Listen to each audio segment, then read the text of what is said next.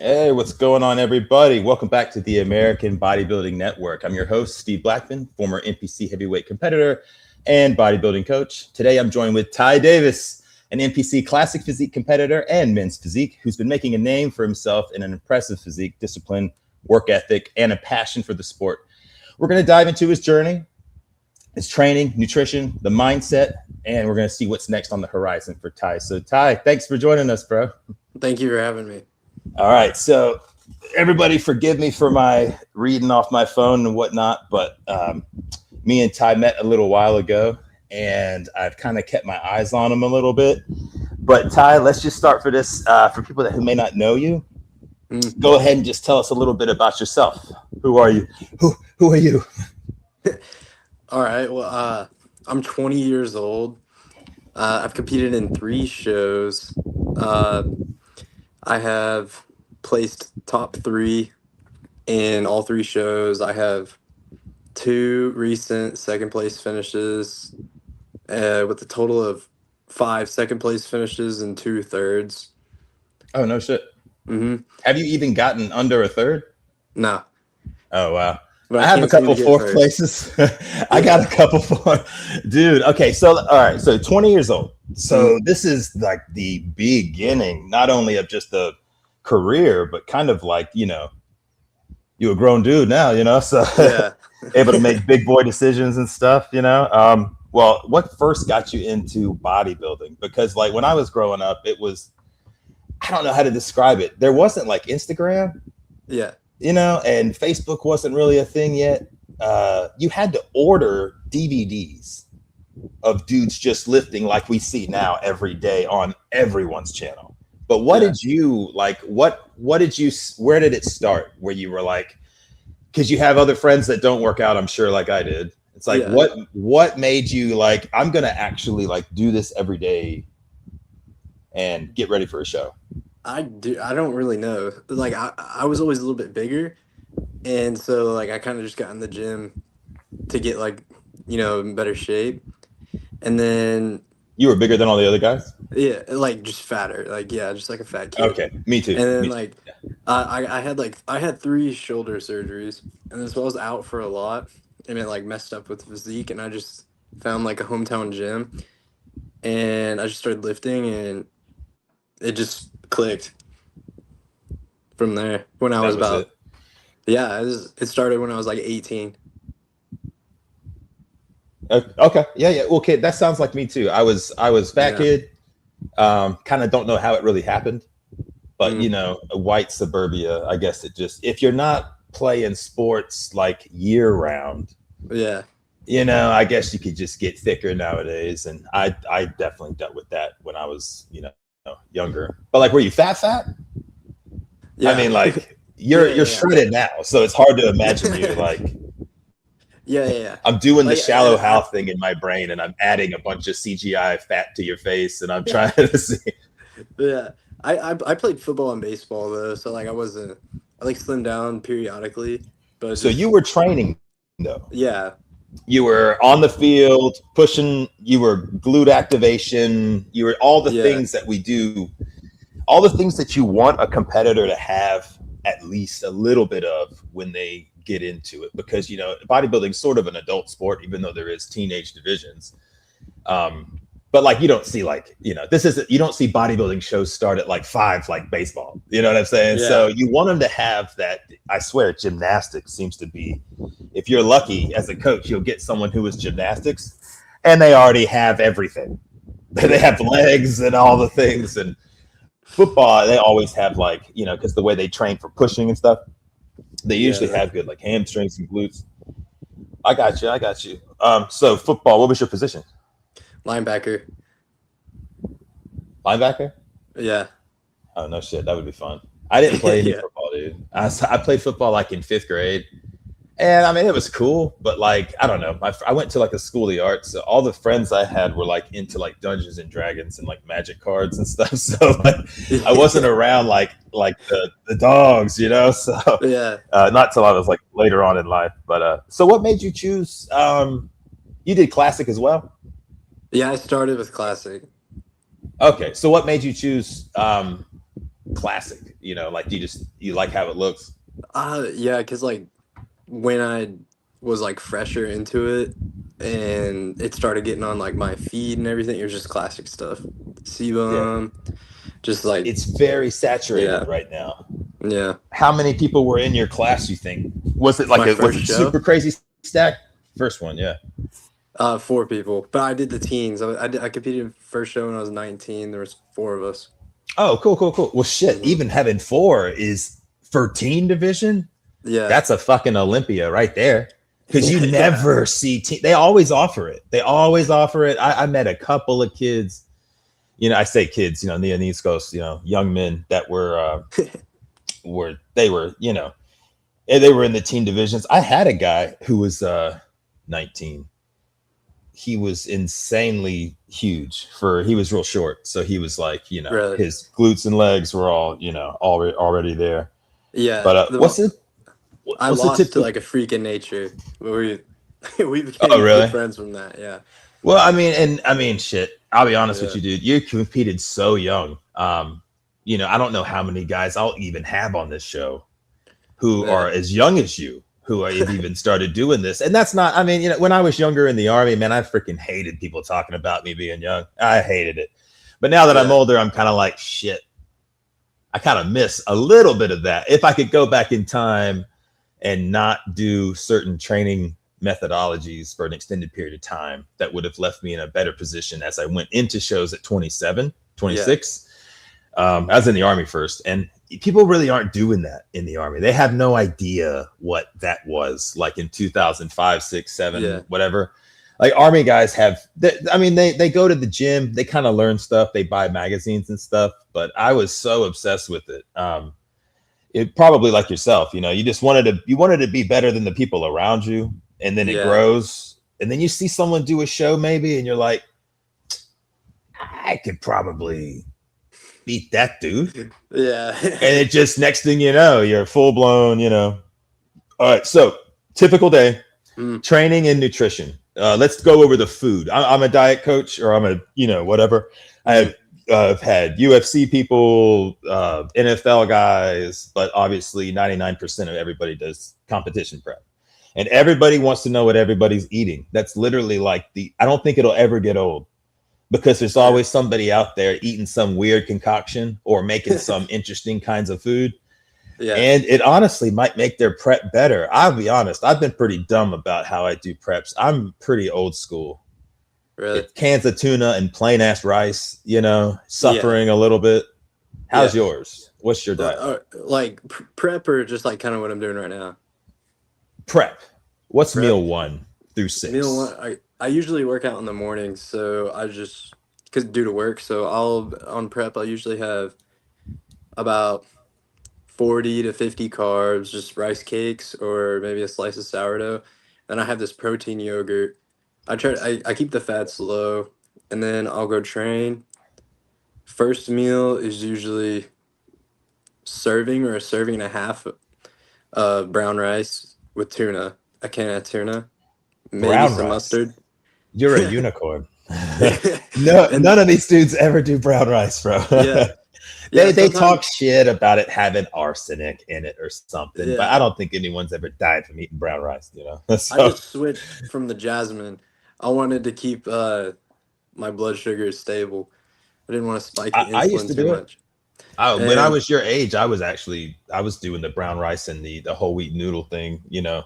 yeah, Like it was always complex no matter what. yeah. And then the third meal would be 8 ounces of 96 for beef and another 2 servings of rice. 8 ounces? Mm-hmm. Or sweet potato. How much do you weigh? 185 right now. Okay. Okay. And I was then just seeing how that's 8 ounces. yeah, That's a lot. I mean, yeah, I it's think it's not unheard of or nothing. It's just I'm like going, damn, I'm eating 7 right now. Like each meal. and then I'll go third meal usually on a prep. It would be like 2 rice cakes and then some almond butter to get the rest of the fats in.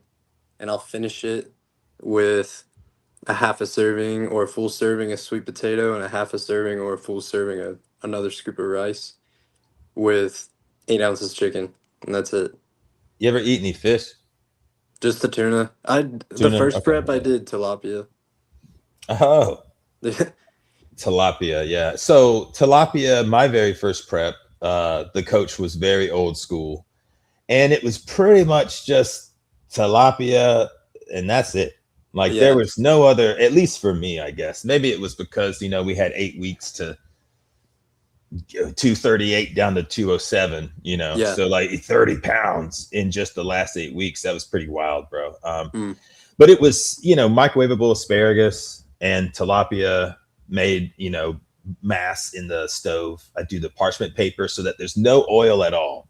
Yeah. And then in my brain, it's just easier for counting everything. If, I obviously, if there's beef or chicken involved, but right now, I'm not even eating a lot of chicken or beef. I swear, now that I'm older, it's just a lot easier to eat fish and eggs, and it just breaks down easier. But I'm also eating way more than I've been eating because I came out of retirement. So I'm like, okay, let me get this freaking appetite going again. But I was never really like the biggest, how some guys are just like eaters.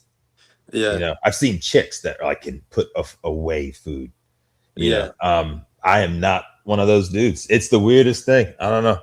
I don't usually have a hard time growing or nothing. It's getting leaner that, takes all the extra work and stuff. But all right. So let's see. So that was all 6 or all in one day? Yeah, that's all in one day. And then like in an off season, it's the exact same, just more carbs. Just like double the servings of rice, everything. I'm sure like you eat steaks and stuff like randomly, like like cheat mealing and randomly I'll switch like eggs in or like a steak, or I'll just go out to eat. But like 95% of the days it's the exact same. It's just the easiest to pack. Yeah, I don't really complain.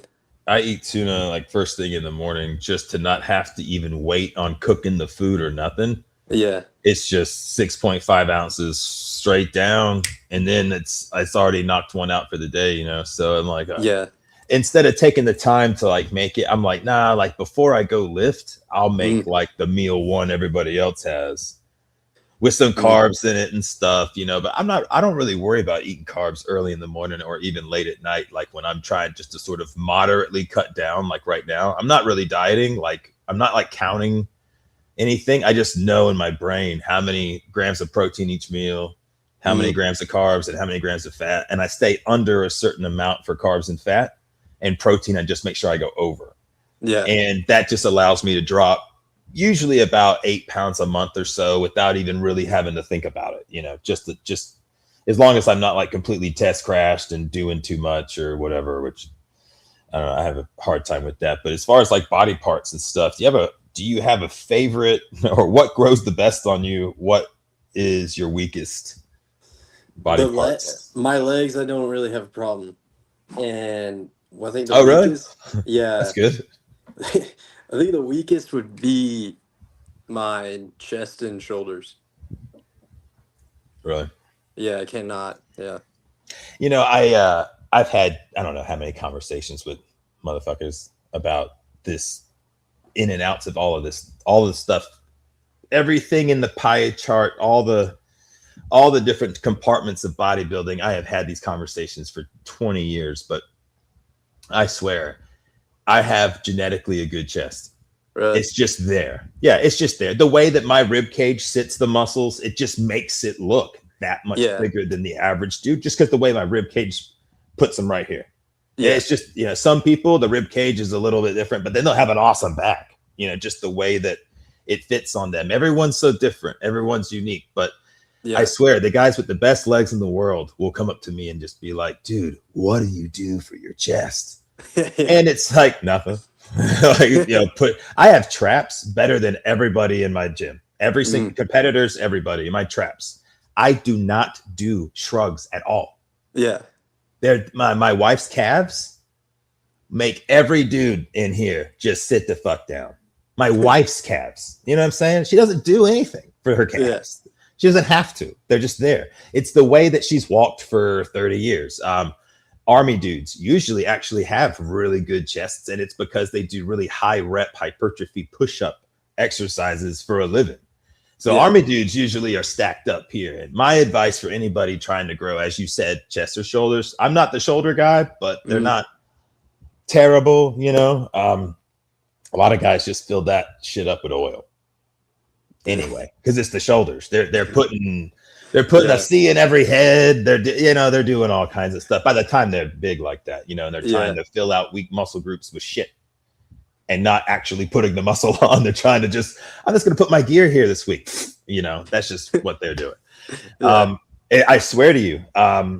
So for example, I would tell a story. I'm not going to say his name, but there's a pro out there who has a torn pec.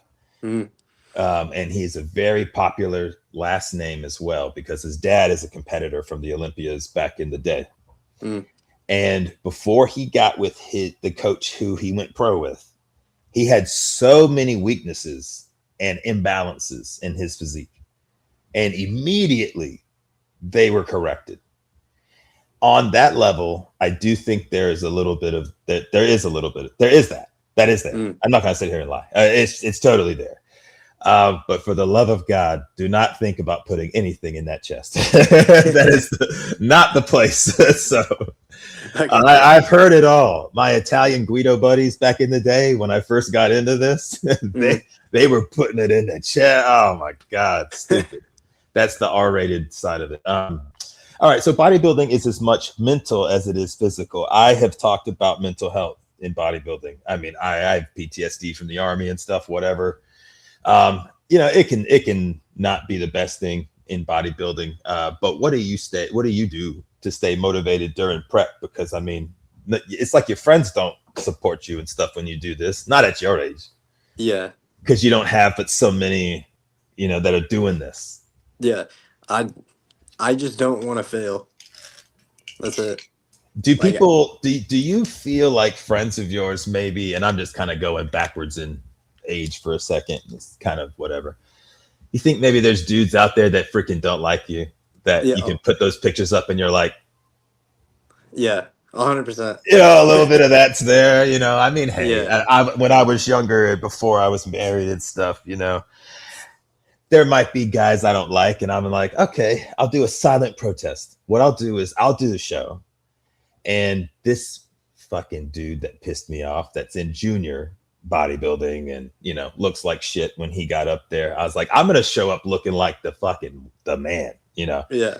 And I totally did. And it was so awesome because it was this is so childish, but you know what I'm saying? It's just kind of motivating in the moment. And because you've been in your head for months and months and months, and you've been stair climbing, and you've been going through chapters and novels worth of just thought, just when you're in these preps and you're trying to get through these workouts and stuff. And, sometimes that you do need some kind of motivation, I had a motivation one time. I guess it's a little personal, but it don't matter. It's my show.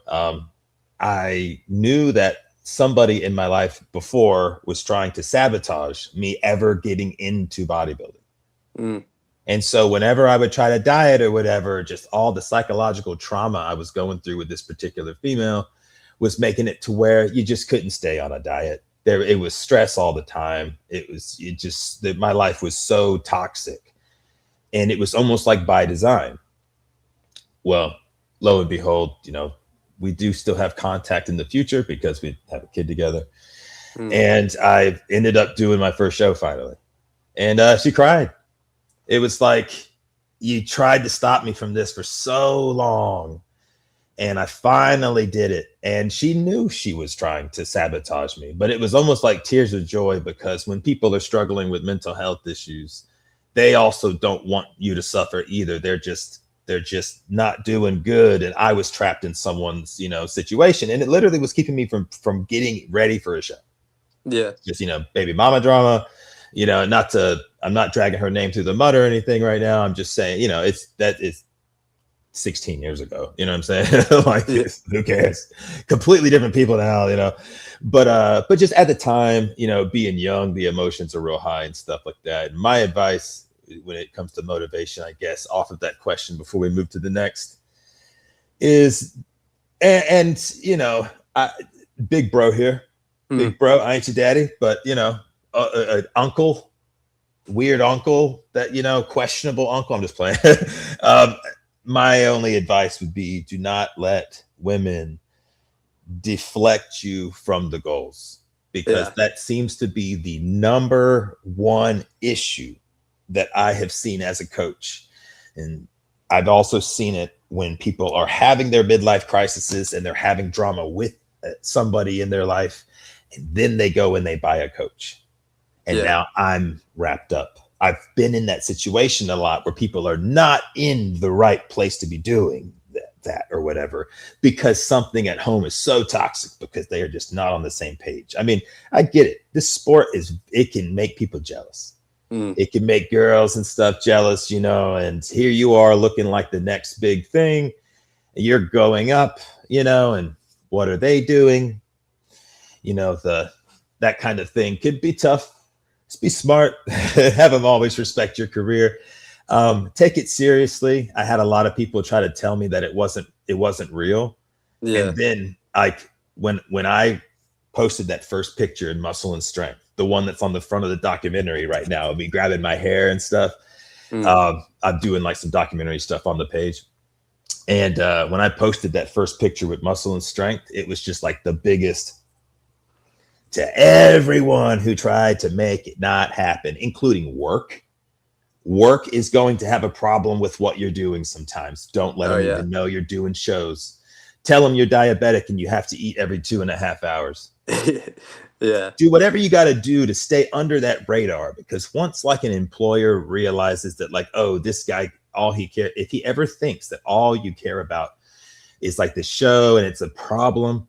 I mean, I've even worked for supplement stores and gyms where it was a problem that I was doing shows. Yeah. It's one of those things that you're in the trenches right now. You're fighting your way through the thorny forest, and there's going to be so many things that try to take you off course, you know, but definitely keep it going for sure. Because when you're so young, you have so much you can do. Yeah. So 100%. Many sponsorships that can come along, you know, so many shows that you get right in front of the right judges, and you post the right pictures and make friends with other people and do content. Yeah, it'll happen. YouTube's not as powerful as Instagram. That's where this is kind of a low stress environment. You know, this is long form shit. Instagram is bam, bam, bam, marketing and advertisement, you know? Yeah. All right. So let's see the biggest influence you had on your journey.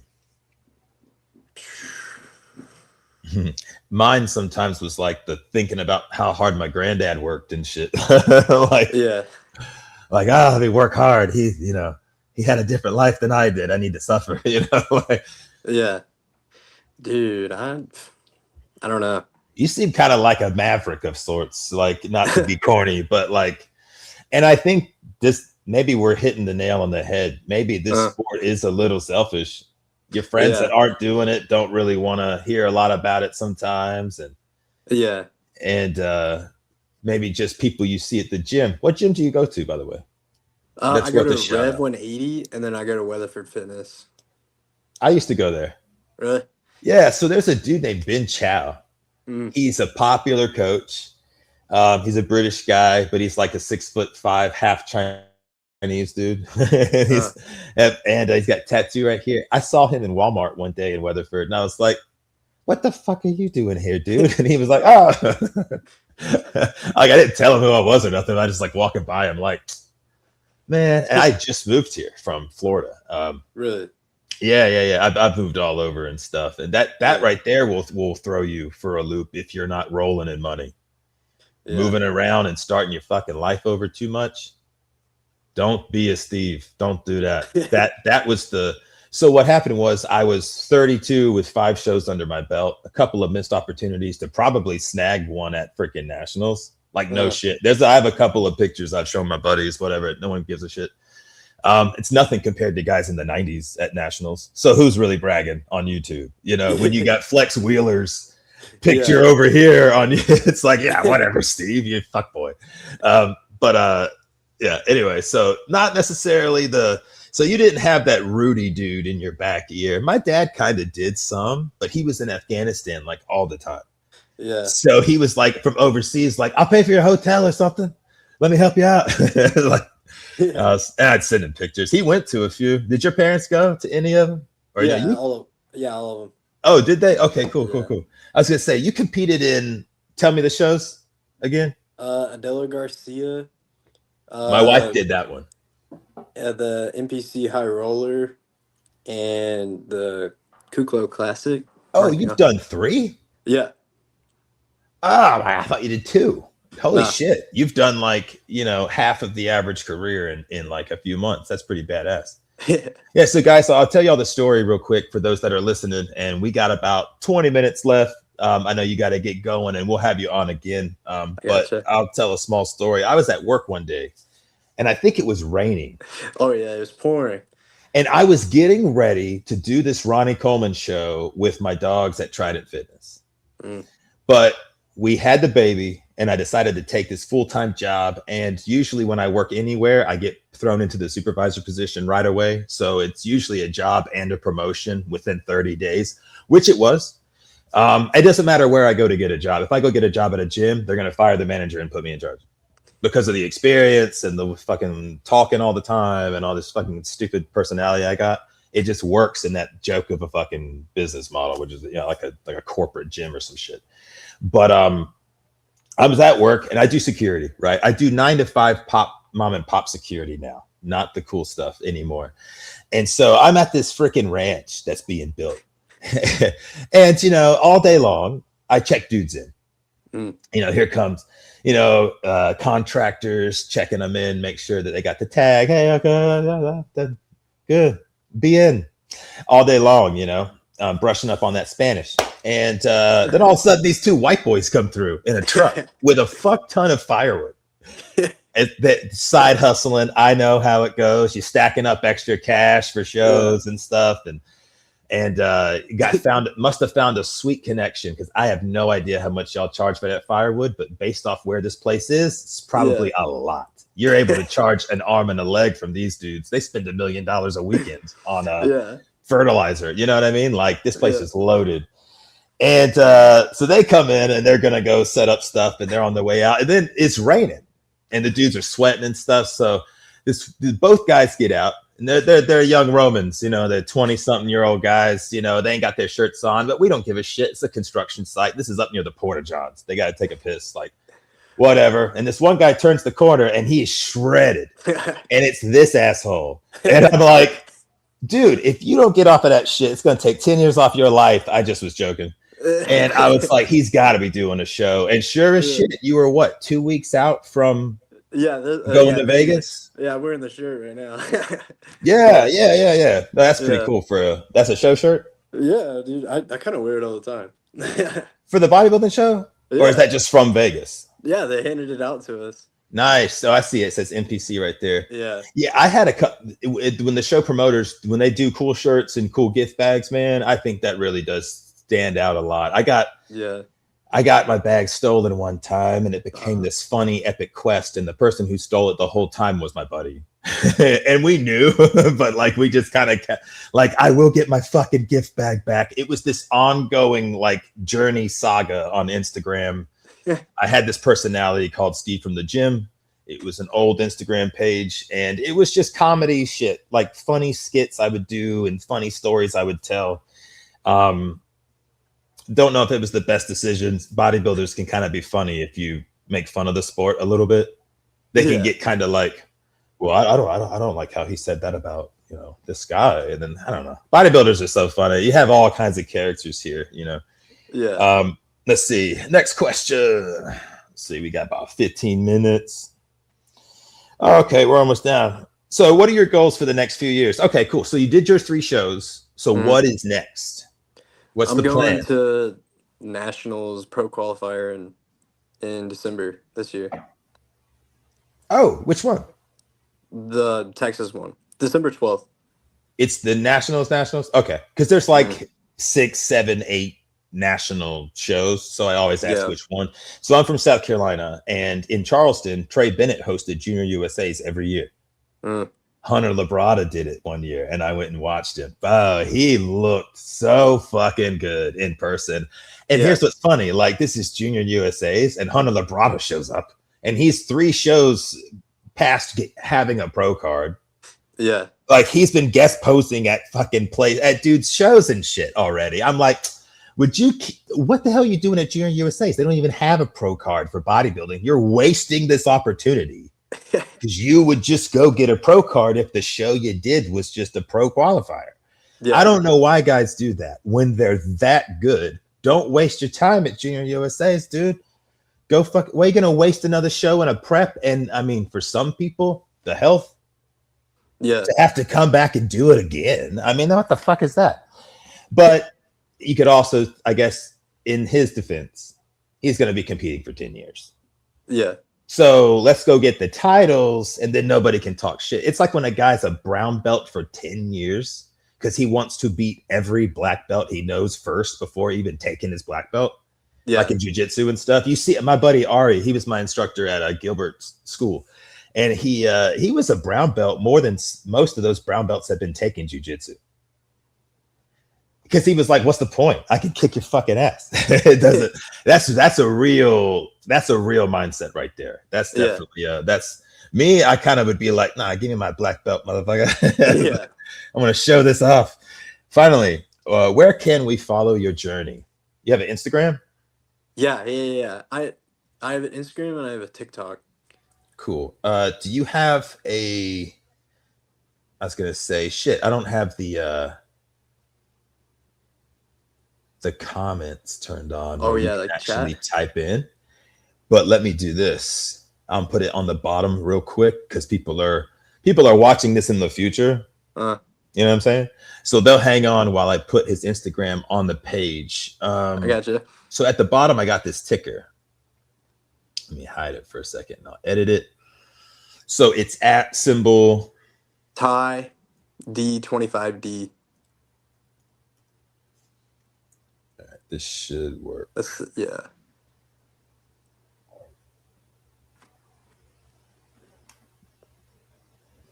Why aren't you?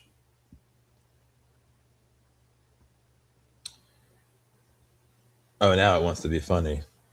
Here we go. Save. Now, here we go. All right. So along the bottom, guys, we got, so it's TYD 25D. Yeah, that's it right there. Gotcha. Let's see. I got a couple pictures I'll show of you real quick for everybody who showed up. And so you got to go somewhere later? Yeah, I got a doctor's appointment. I just had mine. I did blood work and he gave me Ozempic.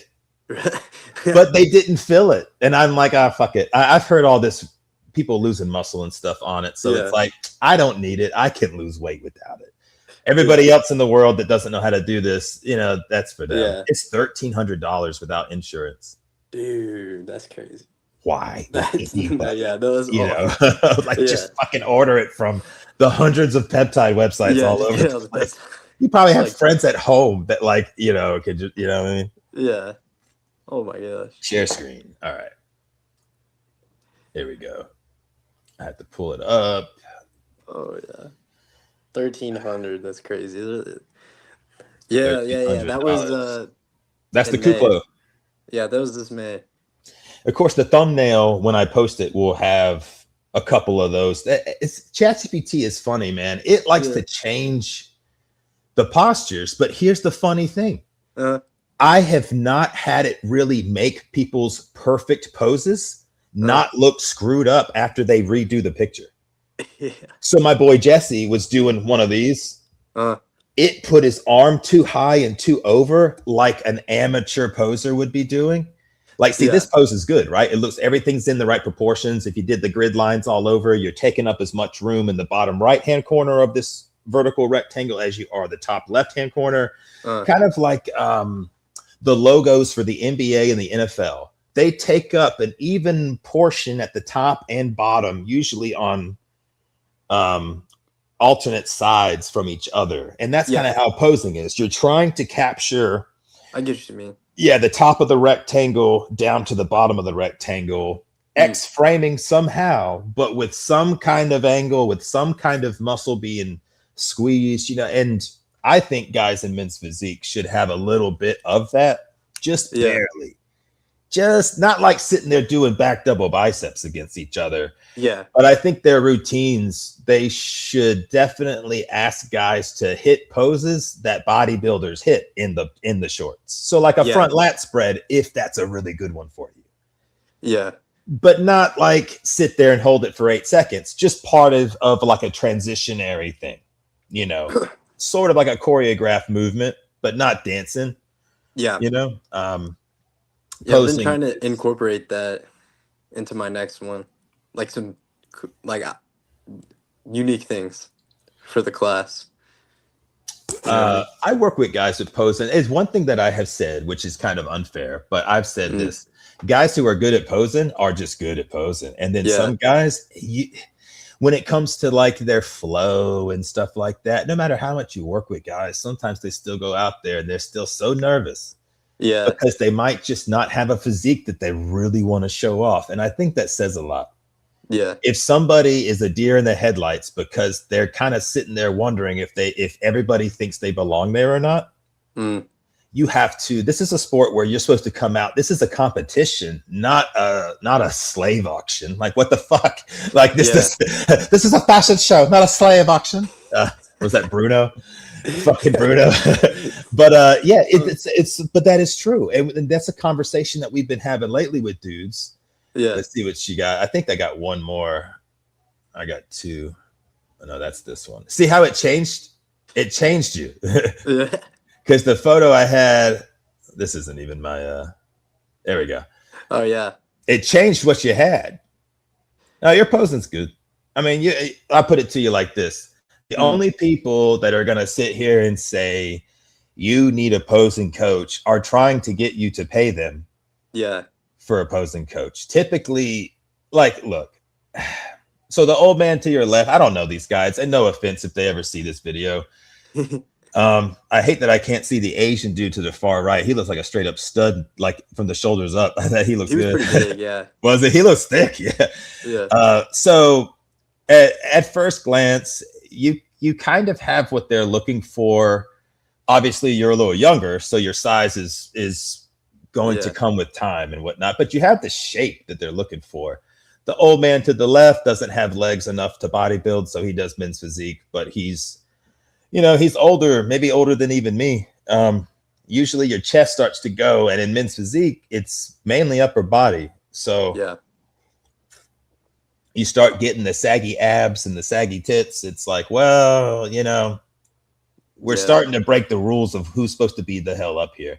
And the guy to the far left, he's supposed to be there. His abs are in. He's just tall as shit, and he has an anterior. He pulls his shoulders forward because he's trying to do his lats. But once he fills out more in his chest and shoulders, he'll sit more naturally, and he'll actually look. He won't look bird chested up here. But you have sort of, I guess you could say, you have less weaknesses. The guy to your right, his abs are coming in like a 300 character. He's been doing sit-ups for sure.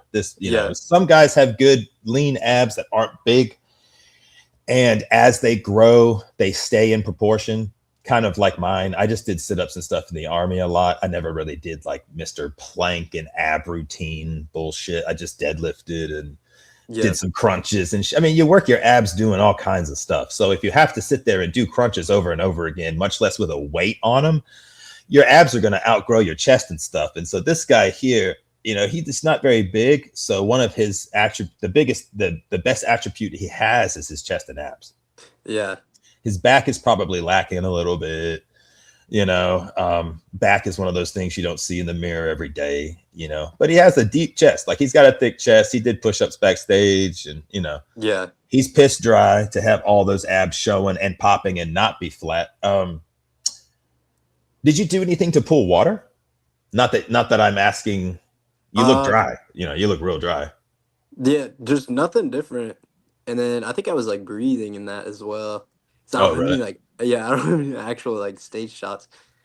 Yeah, you got to go and buy them and stuff, and it's just like a search. You got to find them, and then you got to select the ones you want and check out. And I usually waited months before ever buying them, just because I was catching up with life after doing the show. I'm like, I was like, good enough for now. Who gives a shit? You know, because how many pictures are you going to post a day? That's one thing I'd probably say, just as a guy who did everything wrong once. When people post the same show every day, they post a picture from the show. Like they'll have 100 pictures from the show. Yeah. And they post that every single day. That can be useful when you're trying to build an audience and so that you can coach people online and stuff. But I've seen friends of mine who were like almost 40 that did their first show. And it almost was like they were sort of manic about it, kind of stuck in the mentality, you know? So exposure is good, but the right exposure. Saturating your own page with repetitive pictures, not the best, but being on multiple platforms and your pictures spreading. Yeah. So much more valuable in this algorithm world that we're doing here and stuff. Yeah, I get what you mean. Yeah, for sure. Well, shit, man, that wraps us up for today. Let's see what we got here. Yeah. Ty, thank you for taking the time to share your story with us today. We appreciate everything that you shared. We'll get into more too. You know, the older you get, your stories are going to get even more and more, you know, you'll have more and more each time you do shows, but we'll have you on again so you can tell us a little bit more about some of the details that we just didn't get into today, because there's tons. Yeah. If you've done 3 shows, you have 3 roller coasters of information and experiences and mornings where you couldn't shit and all kinds of stuff and tricks you had to do. The hard stuff that you would, warning the next guy who wants to come and do this, who like a guy younger than you that'll watch this one day, and he's like, start to, you know, give him something to look forward to in a way. But to everyone watching, if you enjoyed the interview, be sure to like, subscribe, and follow American Bodybuilding Network for more of the athletes, spotlights, contest coverage, you name it. Hopefully we'll have Ty doing interviews backstage one day. But yeah. But anyway, dude, I'll catch you next time. I'll let you go. I'll see you all next time. See you, man. Peace.